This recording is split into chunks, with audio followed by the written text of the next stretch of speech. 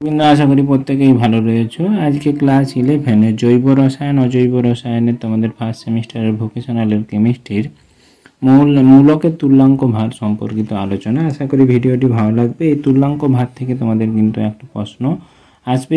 এই জন্য প্রত্যেকের তুল্যাঙ্ক ভারের যদি পূর্বের ভিডিওগুলো না দেখে থাকো ডেসক্রিপশন বক্সের লিঙ্ক থেকে দেখে নেবে। ভিডিও সম্পর্কিত কোনো মতামত থাকলে কমেন্ট সেকশানে কমেন্ট করতে ভুলবে না। বন্ধুদেরকে শেয়ার, লাইক, সাবস্ক্রাইব করাতে ভুলবে না এবং বেল নোটিফিকেশানটা অন করে রাখবে নিত্য নতুন নোটিফিকেশানের আপ টু ডেট পাওয়ার জন্য। তুল্যাঙ্ক ভার বা equivalent weight of A radical. আগে প্রথমে আমরা মূলক কাকে বলে জানবো। মূলক হচ্ছে কি না, মূলক হচ্ছে চার্জযুক্ত যৌগকে বলা হয়। চার্জযুক্ত যৌগকে বলা হয় মূলক, যেখানে এক বা একাধিক মৌল যুক্ত থাকবে এবং তার চার্জ থাকবে। যেমন আমরা বলতে পারি H2SO4 একটা যৌগ। এই H2SO4 যখন বিশ্লেষিত হয় তখন হাইড্রোনিয়াম আয়ন তৈরি হয় এবং সেই সঙ্গে সালফেট মূলক তৈরি হয়। সালফেট মূলক যেখানে SO4 2- আকারে প্রকাশ করা হয়। এই সালফেট মূলকের আমাদের যোজ্যতা জানতে হবে বা মূলকের তুল্যাঙ্ক ভার আমাদেরকে জানতে হবে এখান থেকেই। এই মূলকের তুল্যাঙ্ক ভার কাকে বলে না, যত ভাগ ওজনের মূলক বা রেডিক্যাল ইংরেজিতে বলা হয় 1.008 ভাগ ওজনের হাইড্রোজেন, যত ভাগ ওজনের রেডিক্যাল বা মূলকের সঙ্গে 1.008 ভাগ ওজনের হাইড্রোজেন বা 8 ভাগ ওজনের অক্সিজেন বা বলতে পারি 35.5 ভাগ ওজনের ক্লোরিন যুক্ত হয়, অথবা যত ভাগ ওজনের রেডিক্যাল থেকে ওই নির্দিষ্ট পরিমাণ হাইড্রোজেন, অক্সিজেন বা ক্লোরিন অপসারিত হয়, ওই নির্দিষ্ট পরিমাণ ওই মূলকের পরিমাণকেই বলা হয়, তত ভাগ ওজনকেই বলা হয় ওই মূলকের তুল্যাঙ্ক ভার। আমরা সালফেট মূলকের তুল্যাঙ্ক ভার বের করব হাইড্রোজেন সালফেট যৌগে। তাহলে হাইড্রোজেন সালফেটে আমার H2SO4 এর বিশ্লেষিত হয় 2H+ SO4 2-। এই হাইড্রোজেন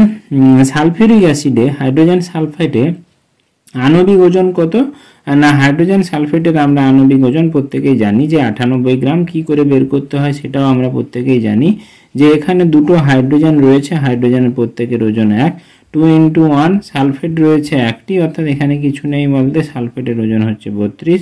অক্সিজেনের পরমাণুর সংখ্যা হচ্ছে 4, 4 × 16 এগুলো তোমাদেরকে যোগ করতে হবে। 32 যুক্ত 16 4 হচ্ছে তোমাদের 64। এইগুলো যোগ করলে তোমাদের হয়ে যাবে 98 গ্রাম সালফিউরিক অ্যাসিডের আণবিক ওজন। 98 যদি গ্রামে প্রকাশ করি বা 98 হচ্ছে সালফিউরিক অ্যাসিডের আণবিক তোমাদের ওজন। এই সালফিউরিক অ্যাসিডের ক্ষেত্রে এবারে আমরা সালফেট মূলকের ক্ষেত্রে যাই। সালফেট মূলকের ক্ষেত্রে দেখা যাচ্ছে যে সালফেট মূলক দুটো হাইড্রোজেন আয়নের সঙ্গে যুক্ত হয়ে বা দুটো হাইড্রোজেন যুক্ত হয়ে হাইড্রোজেন সালফিউরিক অ্যাসিড তৈরি করছে বা সালফিউরিক অ্যাসিড তৈরি করছে, হাইড্রোজেন সালফেট তৈরি করছে। সেই সালফেটের ওজন কত না, সালফেট মূলকের পারমাণবিক ওজন যদি আমরা মূলকের যদি আণবিক ওজন বের করি সেখানে হচ্ছে সালফেটের 32 সালফারের এবং অক্সিজেন 4টা রয়েছে 4 × 16 অর্থাৎ তোমাদের হবে 32 যুক্ত 4 64 যোগ করলে হচ্ছে 96। তাহলে সালফেট মূলকের আণবিক ওজন আমরা পাচ্ছি 96। সেই 96 কটা হাইড্রোজেনের সঙ্গে যুক্ত হচ্ছে না, দুটো।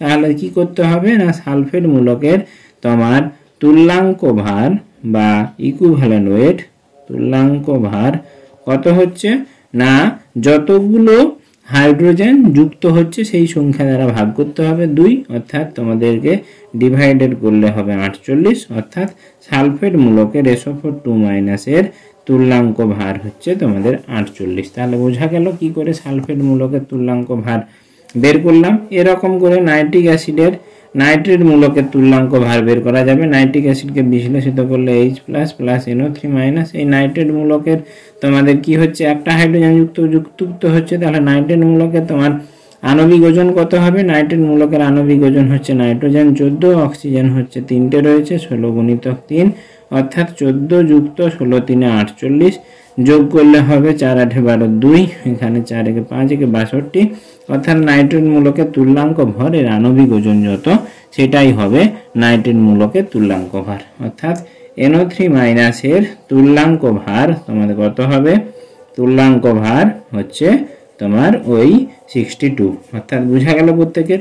এরকম করে অ্যামোনিয়াম ক্লোরাইডের আমার ক্লোরাইড মূলকের বা অ্যামোনিয়াম মূলকের তোমার ওজন পাবো, যেখানে সেখানে একটাই ক্লোরিন যুক্ত হয়েছে, অর্থাৎ অ্যামোনিয়াম প্লাসের ওজন হচ্ছে তোমার কত? নাইট্রোজেন 14, হাইড্রোজেন 4টা রয়েছে, অর্থাৎ ওটা হবে 18, অর্থাৎ এর অ্যামোনিয়াম প্লাসের তুল্যাঙ্ক ভারও হবে তোমাদের আণবিক ওজনের সমান। এর তুল্যাঙ্ক ভার হচ্ছে কত? তুল্যাঙ্ক ভার হবে 18। তাহলে আমরা মূলকের তুল্যাঙ্ক ভার পরিমাপ কি করে বের করব সেটা কিন্তু বুঝতে পারলাম। যত ভাগ মূলকের সঙ্গে যত 1.008 ভাগ ওজনের হাইড্রোজেন যুক্ত হয় বা অপসারিত হয়, যত ভাগ থেকে 8 ভাগ ওজনের অক্সিজেন বা 35.5 ভাগ ওজনের ক্লোরিন যুক্ত হচ্ছে বা অপসারিত হচ্ছে, সেই পরিমাণটাই হচ্ছে ওই মূলকের তুল্যাঙ্ক ভার। তাহলে আজকে এইখান পর্যন্তই। পরবর্তী কোনো এক সময়ে কোনো একটি ভিডিও নিয়ে আবার হাজির হব। ততদিনের জন্য ধন্যবাদ, নমস্কার।